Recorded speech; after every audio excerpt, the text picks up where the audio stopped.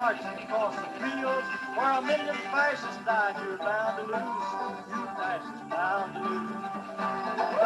All of you fascists bound to lose. Yes, all of you fascists bound to lose. Yes, all of you fascists bound to lose. You're bound to lose. You fascists bound to lose. I said all. All right. Hello, everyone. I'm so excited to see 147 people on the call, and that number is growing. My name is Crystal Chang Cohen. I'm a lecturer at UC Berkeley and a proud member of UC-AFT. It is awesome, just truly awesome to see all of you here today. As you may or may not know, yesterday marked the 1-year anniversary of the expiration of our contract. I was so inspired and humbled to see all the folks across the state who showed up yesterday to mark this anniversary and to write President Drake a postcard to let him know it is time to settle a contract which honors and properly values the enormous contributions that lecturers make every day on behalf of the UC's teaching mission, and more importantly, on behalf of our students. Why do we do this work? It's not for the money, not for the glory. We put in our blood, sweat, and tears every day because we love working with our students. But to continue to support our students and feed our families, we need a fair contract, and we need it now. If you haven't done so already, please follow us on social media to stay connected with one another, learn about upcoming actions, and get updates on our contract campaign. So I'm going to drop a few links in the chat here to share with you. And one of these links is to get this cool background I have going on. So if you can, share right now on social media our Facebook page link, and anyone can watch us on Facebook Live, and that would just be great. It just spreads the message that we're sending today. So our all-volunteer, hardworking, and extremely dedicated table team have been bargaining on our behalf for 21 months. Can we please give them a virtual round of applause for all the hard work they do? You can either use your reaction button or kind of, if you have your video on, you can kind of do this. I hope our table team members who are on the call can hear your thunderous virtual applause. Let's remember to virtually applaud each speaker coming up after their comments. I know they'll really appreciate it. So today, again, we're here to bring attention to lecturer job precarity and share with everyone on the call what we are fighting for in our next contract: rehiring rights, job stability, and a living wage. We're fighting for our livelihoods, our families, our students, a more equitable and just university, and frankly, our dignity.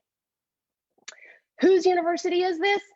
Our university. Our university. Nice.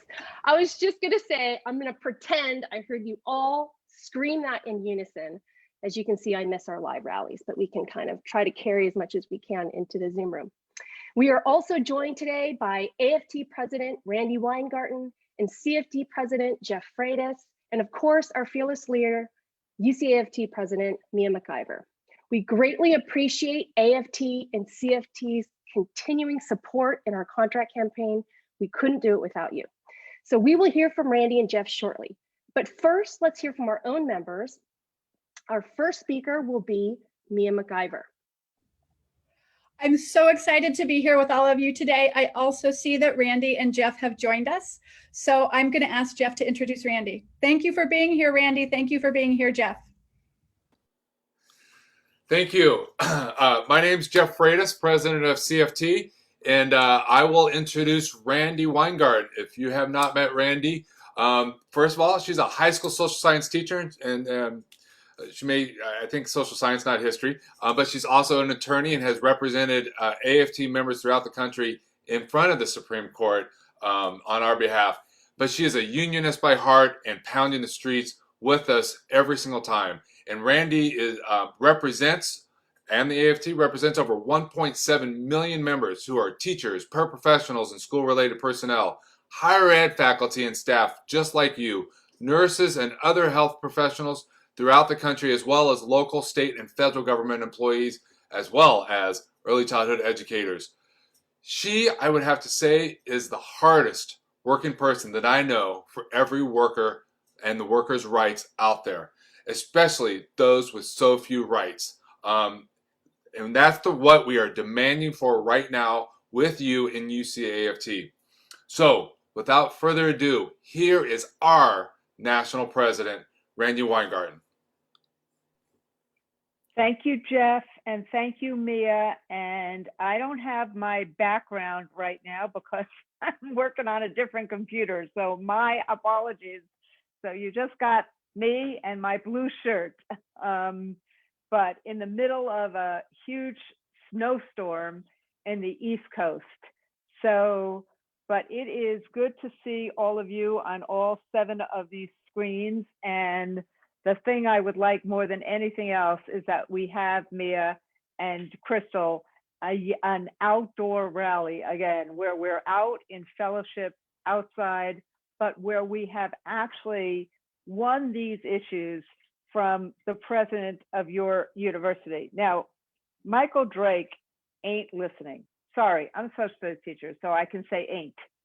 He ain't listening. We gotta make him listen. And part of the ways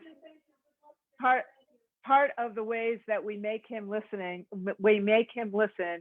is because the righteousness of our cause and because of the advocacy and the solidarity. We got the righteousness, we got the advocacy, we got the solidarity. And finally, for the first time in a long time, we got a president of the United States who actually believes in public education and public higher education.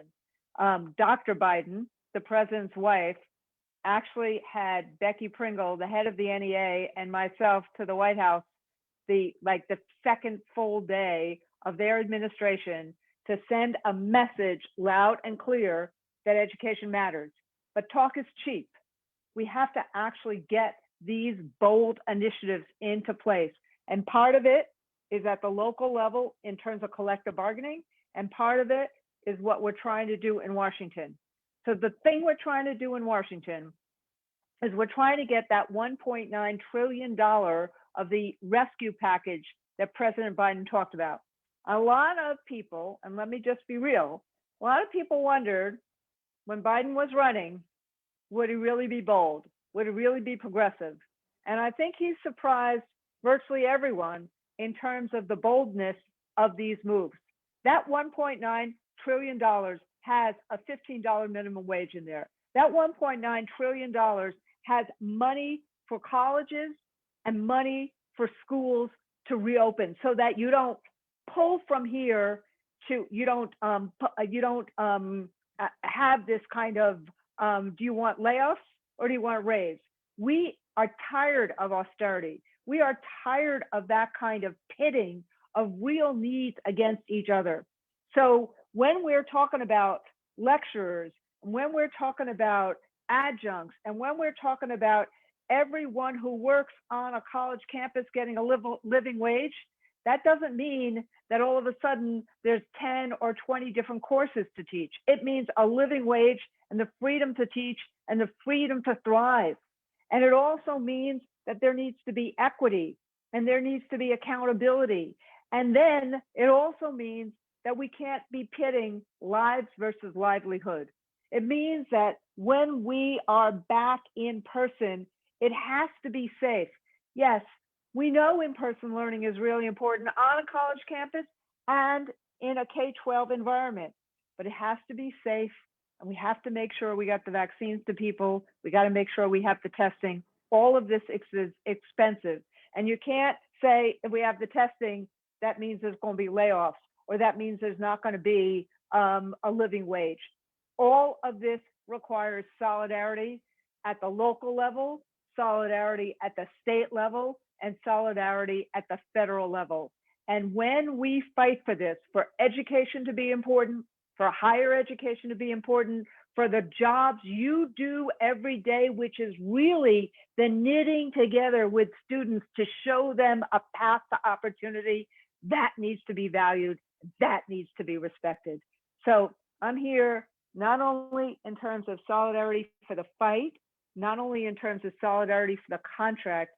I'm here because we have to get the bucks for it and the revenues for it and shift this country. Last thing I'll say is this: how is it in a pandemic that 8 million more people are in poverty while the top income earners in this country made $1 trillion? That is not a fair economy. That needs to be changed. And we need to have bold measures at the state, the local, and the federal level to change that. Thank you for doing what you're doing. And please be safe. Thank you.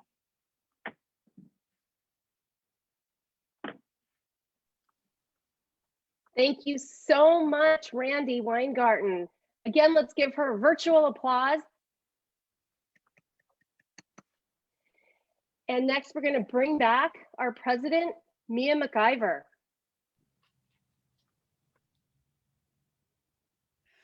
Randy, thank you so much for joining us today. Thank you for advocating for reopening schools safely. This has been a calamitous time, and our fights are all linked together. I'm Mia McIver. I teach as a lecturer at UCLA. I teach writing and literature, and I'm president of UC-AFT. And I'm here to say hello, team UC-AFT. Hello, lecturers and librarians. Hello, fellow workers and fellow unionists. Sisters and brothers, it is marvelous to see you. We're far apart, but we're here together today to demand that the University of California put education first. I hope you're feeling your power today. I can feel it even at a distance. There are far too many lecturers who are not here with us today. Nearly 2,000 of our colleagues lost their jobs last summer. The average lecturer teaches for less than 2 years before being pushed out of the UC. The median annual lecturer salary is $19,067. And at 6 of the 9 UC campuses, our starting full-time salaries are below the HUD low-income threshold. When it comes to lecturers, the UC isn't so much an employer as it is a disemployer.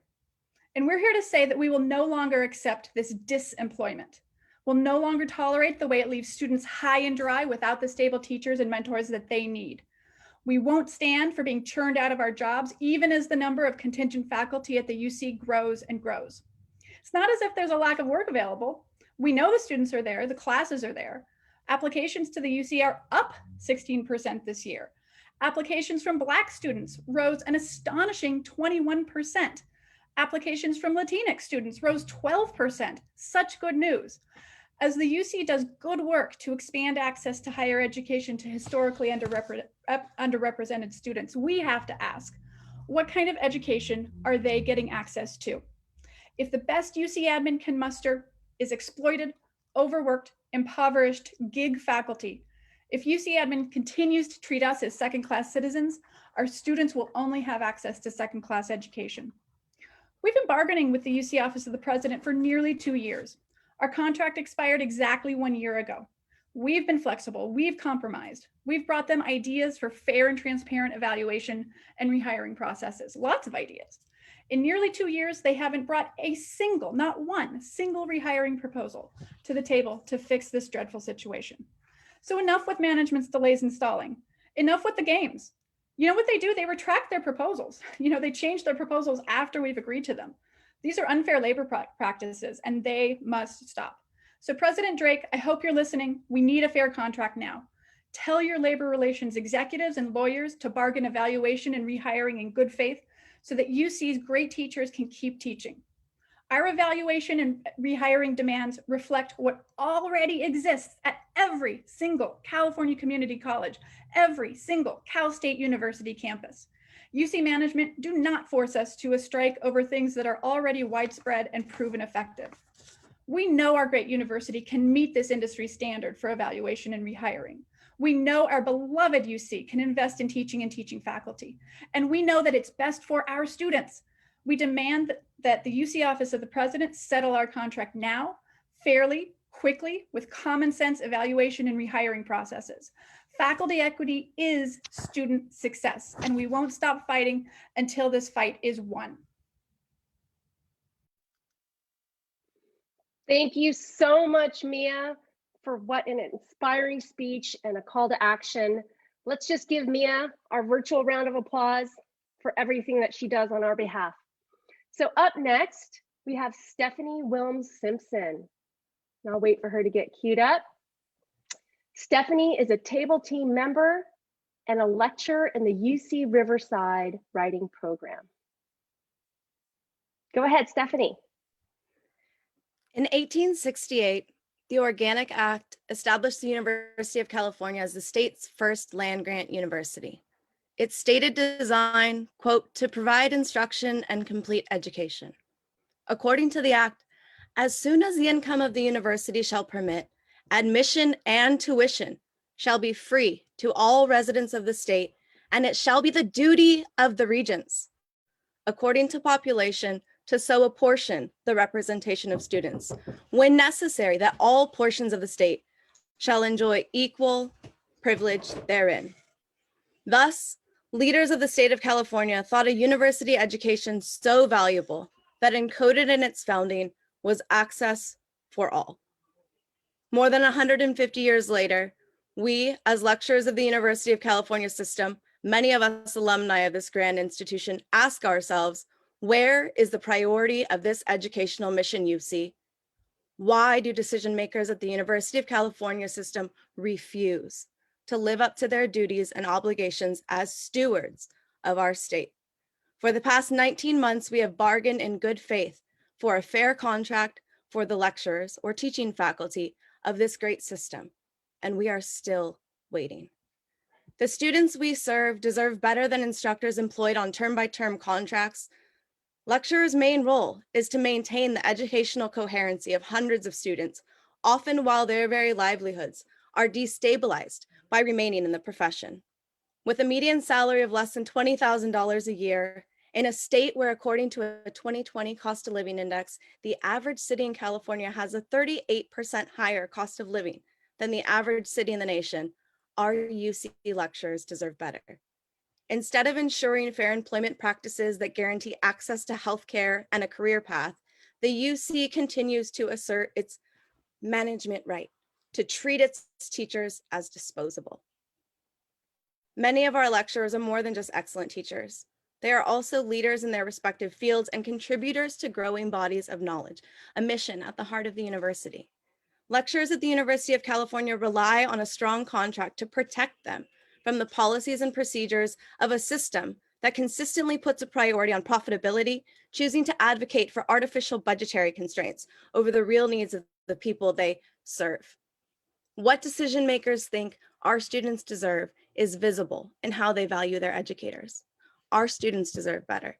We deserve better. We are here to demand better for all. Thank you. Thank you so much, Stephanie. We do deserve better. Our students deserve better. Could not agree with you more. So next we're going to hear from Allison Littman. She's a table team member and a lecturer in UCLA's Department of Ecology and Evolutionary Biology. Great. Hello, everybody. I'm so happy to be here. As a member of the table team over the past 2 years, I've heard heart-wrenching stories from faculty who didn't know until the last minute that they wouldn't have work the next quarter. Some rendered homeless. I heard stories that were so horrific, not knowing how to care for their children, faculty with cancer thrown off health insurance with zero notice. Why? Because the UC runs this public university like a for-profit gig economy, no different or better than Amazon or Uber. Many of our members have part-time contracts that last only 3 months. They spend much of that time searching for jobs. I remember being in that exact position, desperate to keep my job, to pay rent, and keep a roof over my son's head.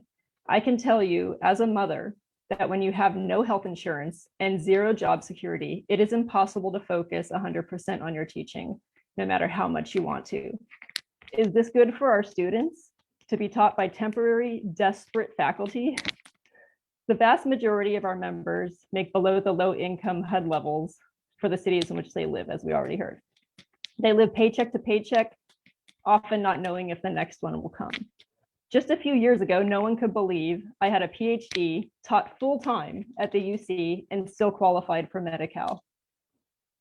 Now, as a continuing lecturer, a status few of our members attain due to ongoing churning that we've heard about, I have more job security. This means I finally have time to improve my classes, mentor my students, write letters of recommendation, and invest in professional development. Isn't that what our students deserve? For more than a year, we've been asking for the very bare minimum, that if lecturers do their jobs well and there are available classes to teach, that they can keep working, that they can keep their jobs. This is not a radical demand. Because of COVID-19, we have been willing to compromise with the university, dropping most of our initial demands. What we are asking for still is this very basic job security that, as Mia said, all faculty at California State and community colleges already have. Yet the UC says they are not interested. We've heard this time and again, and that they never will be. This is not only bad for us, it is bad for our students who pay so much to attend the highest rated public university in the country. They deserve to have instructors who will be long enough in their jobs to acquire experience and act as mentors. I call on UC admin, especially President Drake, to settle our contract quickly with fair rehiring practices. Students deserve a UC that values and invests in their education. As Team UC-AFT, we will continue to fight for what is right, and that includes a high quality education. Thank you so much, Allison Lippman. Let's all give her a virtual applause. This is also for Stephanie. Stephanie, I think I forgot to do this for you. And next on deck, we have Shannon Garland. She's a lecturer in UC Merced's Global Arts Studies program. Welcome, Shannon. Thank you, everybody. Thank you for letting me share my experience with the UC. It's now been a year since our contract between UC-AFT and the University of California expired. It's also been over a year since the first known cases of coronavirus entered the United States. Anniversaries also abound in my personal life. A year ago, I was in the last few months of a postdoctoral teaching appointment at UCLA, preparing to interview for a tenure-track position at the same. My campus visit, by all accounts, went swimmingly. But like all of my colleagues in Unit 18, the coveted stability of a tenure-line job was not to be mine. Isolated in a one-room apartment with the plague raging outside and facing 3 months before my income and health insurance ended, I scrambled to pitch my CV to anyone and everyone amid mass layoffs and hiring freezes. Yet I felt less anxious than I had ever been since earning my doctorate and going on the job market. The radical uncertainty about income and future I'd felt for years in my own life had become the general state of the world. I admit some schadenfreude at seeing older tenure-line colleagues grapple with the sudden, intense anxiety of uncertainty. But not being able to predict my income or where I'd be living or whether I'd have health care have been the norm for me. Constant anxiety and uncertainty are the norm for Unit 18 lecturers. Ask any of the tenure-line faculty at the UC how their teaching this past year has compared to years prior. None, obviously, would opt for 2020's crisis conditions. But Unit 18 lecturers are asked to do just that. We can count on income and health insurance at best for 1 year, at worst, just 10 weeks. We deserve better. Our students deserve better. At my campus, UC Merced, 60% of courses are taught by Unit 18 faculty. Why should our students, who are overwhelmingly first generation and people of color, be taught by professors in permanent crisis? Pretty statements about equity, diversity, and inclusion belie the reality of education at the UC. Unit 18 lecturers are qualified, experienced teachers, researchers, and mentors. We are an integral part of the university, and every one of us could have been hired by our same departments on Senate faculty lines. We weren't because of bad luck, but we are just as dedicated to our work. President Drake, all the chancellors, sign UC-AFT's contract with fair and transparent rehiring practices for professors. Put an end to crisis conditions for teaching faculty at the University of California. Thank you so much, Shannon. Let's give Shannon our virtual applause for her excellent comments and all of her work on our statewide communications committee. Up next, we have Allison Black. Allison is a lecturer, scholar, supervisor of teacher education at UC San Diego's Department of Education Studies, and she's also faculty co-chair of the Chancellor's Committee for the Status of Women at UCSD, and she's our #1 cheerleader with those awesome pom-poms. She brings so much energy to our team. Thank you, Allison. Thank you, Crystal. Hello, Team UC-AFT. It is super motivating to see so many Unit 18 members, students, and allies here today, as well as all the viewers on Facebook. Yeah, I'm a lecturer and I'm also a K-12 educator, and I spent over 10 years teaching middle school, ELA, and social sciences. So I have to say I'm a big fan, and I'm thrilled to have home run hitters, CFT President Jeff Freitas and AFT President Randy Weingarten fighting for Team UC-AFT. Thanks so much for being here today. By the end of this year, which is my 5th year as a lecturer with UC, I will have taught about 50 classes, about 1,700 students, and mentored over 30 aspiring educators in our local communities. I have always felt a deep and heartfelt sense of commitment to the UC. I have grandparents, parents, cousins, and siblings who have attended and worked at the UC, some of whom remember when college was tuition free. Because I'm a lecturer, I'm disposable to the UC, irrespective of my years of service and my belief in the institution's public education mission, and most importantly, the quality of my teaching. Although my department has been supportive of the value we lecturers bring to UCSD and to teacher education, others are not so lucky. Without rehiring rights and consistent evaluation processes, many are left vulnerable to the whims of their respective management units. I stepped up along with all of my lecturer colleagues and worked hundreds of extra unpaid hours in the spring to support my students during overlapping and ongoing national and global crises. My family and I relocated with our 3-year-old son for several months. And even though I fought my hardest, eventually the mental, physical, and emotional toll was too much to bear. So I took federal COVID childcare related leave and medical necessity leave. And I'm really grateful I had that option. Not all lecturers do. In fact, many do not. We're all doing a lot better now, but the sacrifices that we made have certainly left their scars. So now we're asking the UC to step up for us and recognize the value that we bring to the UC and to our students. Faculty equity is gender equity. According to UCSD's diversity dashboard, non-tenure track faculty are over 50% female identifying, while tenure track faculty are closer to 75% male identifying. So this means the best appointments, benefits eligible, full-time appointments with job security, go to the overwhelmingly male faculty group, creating a 2-tiered and gendered system pervasive across campuses. And it's really preposterous to think that in a time when women who are already disproportionately more likely to need leave and desperately need leave the most, that the UC continues to deny so many people positions that are eligible for paid leave, leaving them and their families more vulnerable than ever before.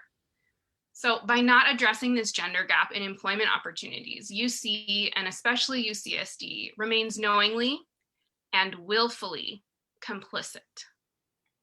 But our new president, Dr. Michael V. Drake, EVC Simmons, the Board of Regents, and the rest of UC management have a real opportunity here, an opportunity to leave a legacy of fighting for equity, not with just words, but with institutional policies that finally take a real aim at one of the most persistent gender equity walls in higher education.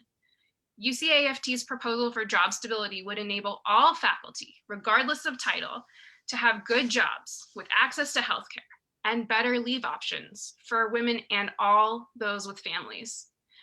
Teaching conditions are learning conditions. A UC education is not a gig. It is in fact a public good. And for those of us employed by the UC, it's our career.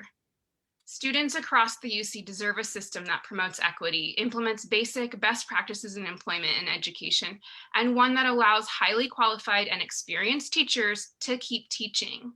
Now is long past the time to invest in teaching at the UC by investing in teaching faculty.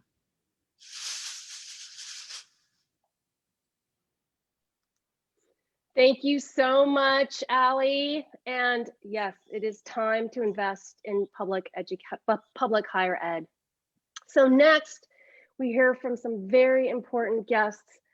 Those have been churned, our members who've lost their jobs this year and whose stories need to be told to bring light to the fact that 2,000 lecturers have not been rehired this year. So first, I'd like to introduce Mary Claire Robinson. Mary Claire is a lecturer in UC Davis's physical education program, and she's going to share her story with us. Mary Claire. Good afternoon.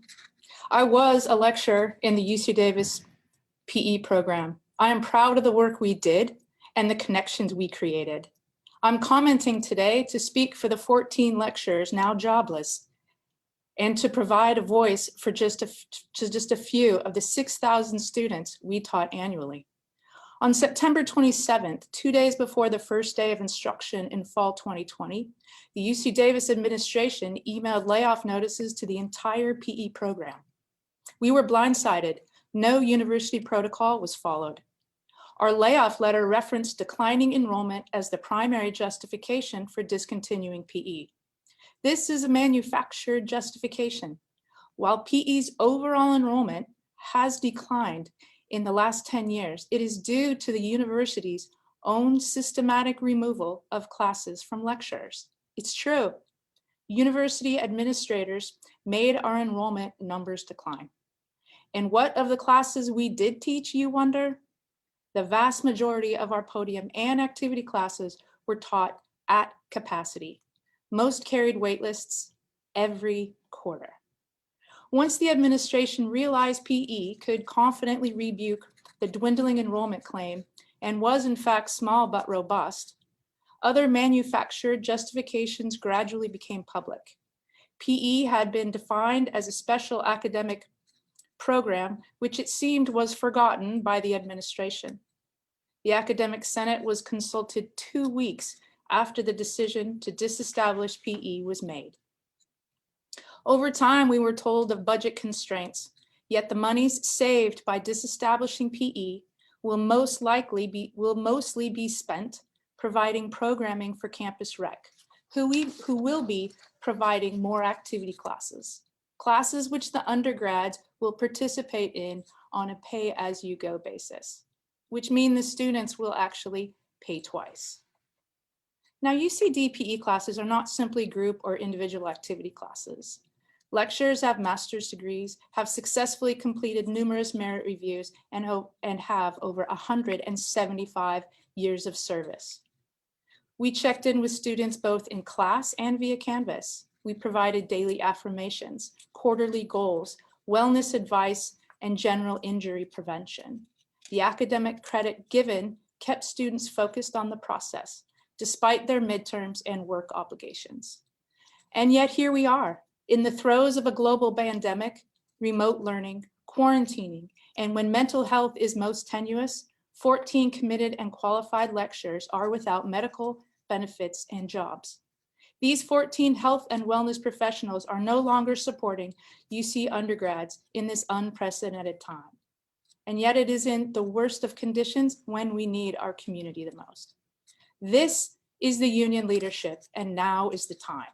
Now is the time to hold the UC accountable, demanding the university to follow its own protocol when disestablishing a special academic program, providing employment security and a livable wage are not unreasonable demands. I say this to you. They're not unreasonable demands, they're moral expectations. Yes, moral expectations. I say this is the union, and now is the time. Thank you. Mary Claire, I'm so sorry about what's happened to you and your colleagues. It's just symptomatic of what's going on at the UC, and it's a tragedy both for you and your colleagues and also for all of UC Davis's students. This is why we have to act now. Let's hear from another one of our members who has his own story to share with us, and that's Michael Calderon-Zaks. Michael is a lecturer in both UCLA and UC San Diego's Department of Sociology. Thank you for being here, Michael. Uh, Thank you, Crystal. Good afternoon, everyone. I served as a lecturer at 7 of the 10 UC campuses, but only UCSD has rehired me continuously. Despite receiving teaching evaluations ranging from good to stellar, only UCSD renewed me at all, where I've been since 2018. Last year, I had a dual appointment between UCSD and UCLA. Just last spring, I received my favorite eval ever after teaching race and ethnicity at UCLA. And then of course it coincided with all of the protests and also during a pandemic. But I also taught at the same time social change in the modern world at UCSD. Both courses were very relevant at that time. And still, I was so dedicated to both UC teaching jobs that the little spare time I had was spent reapplying to the jobs that I already had because I wanted to keep both of them. I only succeeded in keeping one. No explanation given for the one I didn't hold on to. This exemplifies our vulnerability as lecturers. All we ask for is what is already standard practice at other higher ed institutions, including research universities like the University of Washington and the City University of New York, the right to hold on to your job when you do it well, and the transparency when they don't rehire you. I first taught a class as a TA in graduate school in 2001, finished my PhD in 2008, but it wasn't until 2016 that I actually got to teach a course a second time. I still taught new courses since then. In my time at UCSD, I've taught 7 different courses, which means if I do a good job, students follow me from one course to another. I've become akin to a utility player in baseball, playing any position anytime I'm needed. I love teaching in UC, but I would love it even more to have the job security attached to the duties that I love doing. Then I could spend even more time helping students instead of applying for jobs or reapplying for the one I already have. There are many more vulnerabilities to highlight, but my colleagues who haven't been heard yet still need to be heard. We paid our dues. Now it's time to collect the job security. Thank you. Thank you so much, Michael. I totally hear all the challenges that you face as a lecturer. I myself used to have to drive between 3 different campuses early on in my career just to try to eke out a living. So I hear you. So I want to now introduce back CFT President Jeff Freitas, who kindly introduced Randy at the beginning of our call. Thank you, Jeff, for being here and supporting us. Thank you. It's an honor to be standing here with all of you, and that's the virtual stand. If we were in person anywhere in the state, I would be there, and I know Randy would be there as well. I am the president of CFT, representing 85,000 members. When I say that, this demand is from all 85,000 members. What you are fighting for is a demand that we are all asking for, not just you. That's what solidarity is about. That's what it means to be a part of CFT and AFT. Hearing about the ongoing 1,600 UC teaching faculty turnover, and the most recent, during the worst of times, of 2,000, the responsibility of a public institution, the responsibility of one of the largest employers in the state of California during this pandemic, it is just the opposite of what they're doing. They have a responsibility to continue to do this. But it is more than that. We must demand and continue to demand to provide essential teaching and instructional continuity. That is our main bargaining demand, and it makes common sense. Let me give you a little story. When I was a student at UCSB, UC Santa Barbara, I finished my degree there as well as got my credential. I was a math major, a BA, high school, emphasis on high school teaching, but I had to take some humanity classes, so those weren't my strong points. And my favorite teacher I knew was a lecturer. She taught religious studies, and again, not my forte, but she was my favorite teacher. And when I heard that she was on the chopping blocks, and most lecturers at that time, this was quite a while ago, so I apologize for dating myself, I was outraged, and I asked her what I could do. enough is enough. We need to stop deprofessionalizing our efforts. We need to stop deprofessionalizing our profession, our teaching. That is why across the board in higher education in California, outside of UC, we have return rights. In the California community colleges, in the Cal State campuses, we have these rights. Enough is enough. We need our UC teaching faculty to have clear and consistent review process to eliminate the bias and ensure instructional continuity. This is how the students are going to be, like me, rely on great lecturers, great professors, great instructors. They deserve a multi-year contract to establish career pathways for pre-continuing appointment lecturers. The work exists. There is no doubt. Enrollments are rising, and there's no need to cut back on the force of our teaching at the UC. There has been a movement to deprofessionalize our education system, and we're seeing it. And someone else also mentioned it. They're trying to create our higher education system just like the gig economy. And again, enough is enough. We need to take back our education. We need to re-professionalize our education, and we need to demand the higher institutions live up to their own words that a higher degree means more economic stability. And they are being duplicitous by not providing your working rights, your living rights, and your benefits. As educators, we know that our working conditions and our students' learning conditions are the same. Now is the time for UC President, brand new UC President, Michael Drake, to ensure that lecturers across the UC have the protections that they need to continue providing excellent instructions. And I can tell you, whether at this rally or in small meetings, I have shared these concerns with him, and we will continue to demand this. So the entire 85,000 member CFT stands with you today and every day in your demand to have return rights, in your demand for respect, in your demand to be treated as professionals. We are here with you. Thank you so much, Jeff. You have no idea how much that means to us. We are so appreciative again for CFT and AFT's support in our contract campaign. And I want to recognize some of our other union allies out there. It's just amazing, the outpouring of support today. 186 people on the call right now. We have AFSCME 3299 here. If you're an AFSCME member, please give us a little show of your virtual pom-poms. We have AFT Local 1521 out there. Thank you for being here. We have CNA folks out there. Show us your fists. We have the Peralta Federation of Teachers. Yay. I see Jennifer out there. I know she was on the call. We have UAW 2865, our grad student colleagues. Thank you so much for being here today. We also have Orange County Labor Federation here. Thank you so much for being here. And we have representatives from the LA Labor Federation. Again, thank you so much for being here.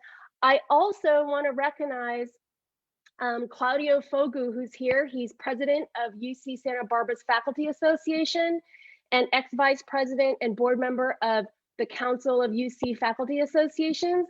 And he wanted to let all of our members know today that CUCFA supports our contract demands, and that the CUCFA president, Constance Penley, has put on the top of her list of declarations that she is going to relate to President Drake in a meeting scheduled for this week, that she is supporting our contract demands. So thank you so much also to our Senate faculty colleagues out there who are here, who recognize the important contributions that thousands of lecturers make to the UC teaching mission.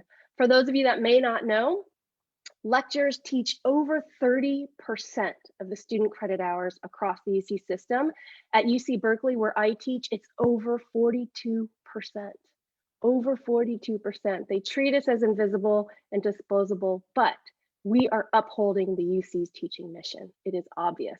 And in times of crisis like this, they rely on us even more. And all we're saying is, we step up for the UC every day. We think it's time that the UC steps up for us. So thank you everyone for being here. Please do follow us on social media, and we are going to open up for some Q&A. And the way it will work is if you have a question for one of our speakers today, if you can raise your hand and we will unmute you and we'll give you a chance to ask any question that you have. Do we have any questions out there?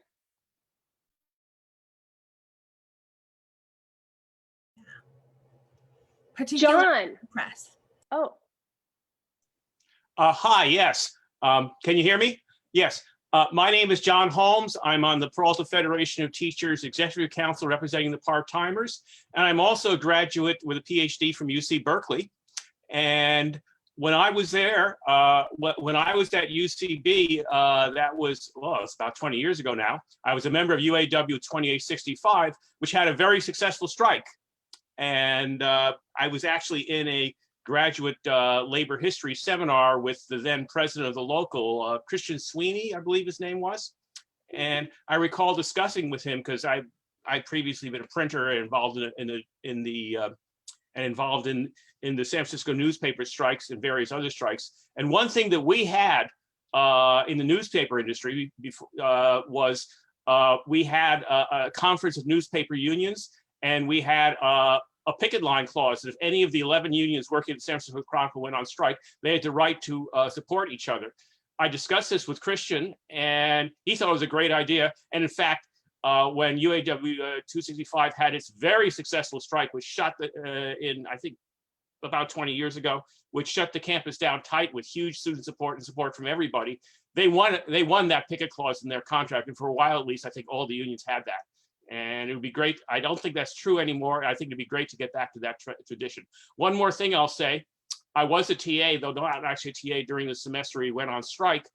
And I recall after I graduated, I checked into the possibility of getting, a job as a lecturer here. And I discovered that at that time, I believe TAs were paid better than were lecturers.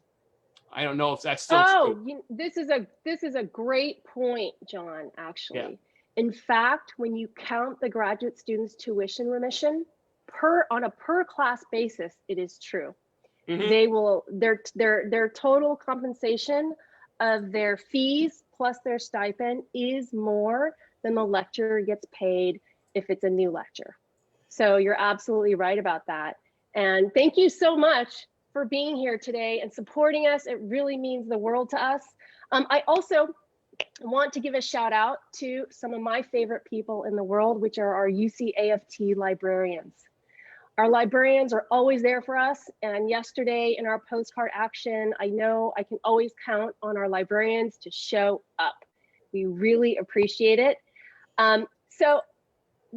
I know a lot of people have to leave. They got to go back to teaching everything they have to do. So I just want to say thank you again. I'll stay on to answer a few more questions, but I just want to say thank you to everyone here.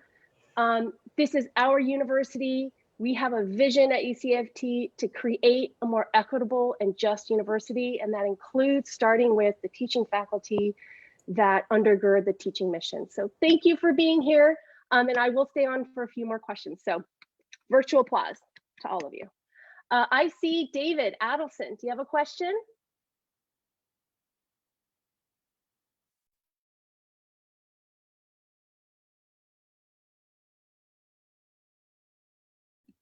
Hi, can you hear me? Yes, hello, Hi. David. Hi, thanks.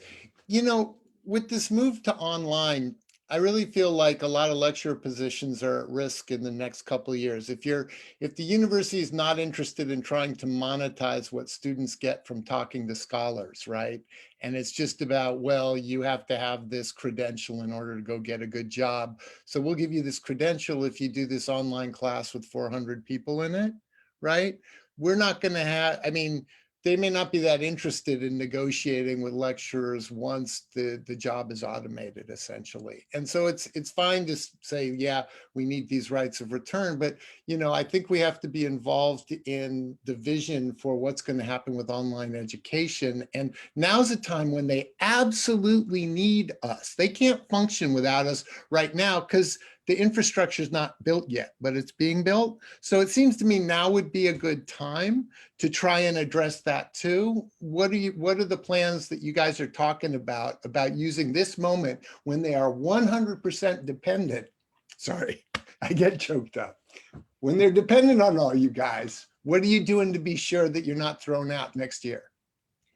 David, cannot agree with you more. Thank you so much for raising that. You know, we started this contract campaign with 3 main priorities: job stability, fair and consistent workload that takes into account the service and professional development labor that we currently do for free, and of course, compensation.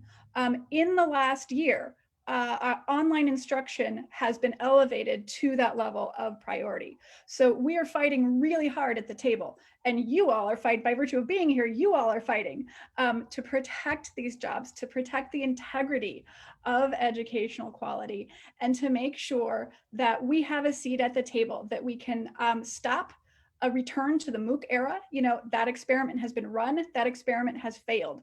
We know it does not work for our students, it does not work for faculty, it does not work for workers, and it does not work for our university. So this is a huge element of our bargaining right now. And I want to also, John, thank you. Great to see you again, John, for your comments. I hope you noticed that I said the word strike, right? And I want to be really clear, right? We are building an organizing structure so that we can take collective direct action. Because what we've seen, what we've witnessed, what we have experienced is that historically, the University of California is a great institution and a terrible employer that is incredibly hostile to working people, right? And we know that they do not move without a huge amount of pressure. And so you all who are on this rally today are part of building that pressure. And we have to keep it up, and we will not quit.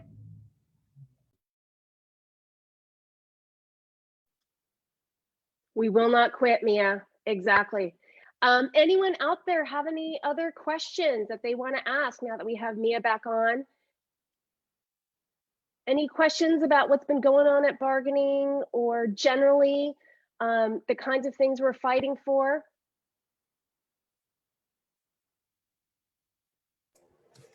I have a question, Crystal. Sure, please. I hope that everyone here today has been inspired by all of the powerful messages from our members. How can folks get involved in the contract campaign?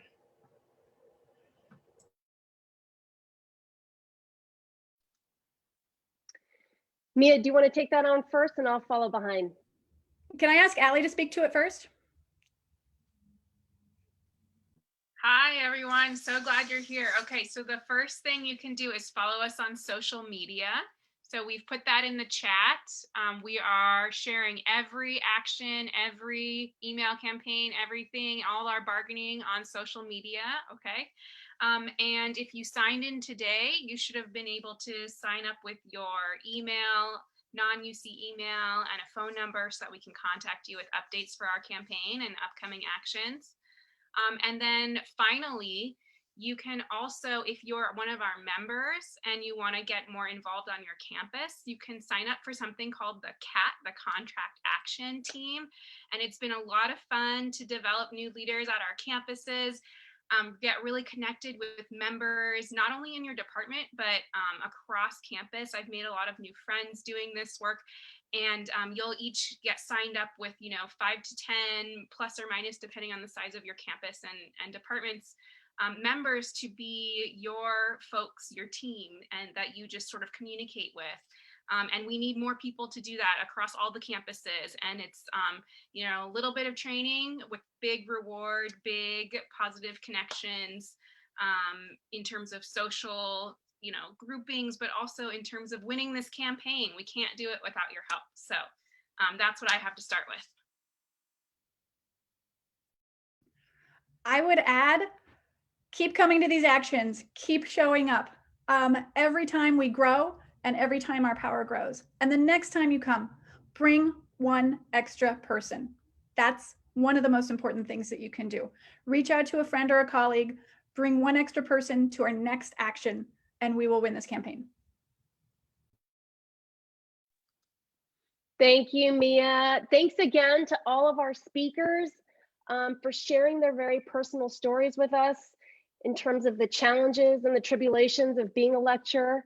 But we are all still here doing our work as valiantly as we can to support our students. So please, yes, follow us on social media. Good luck with the rest of your semester, and we will see you soon.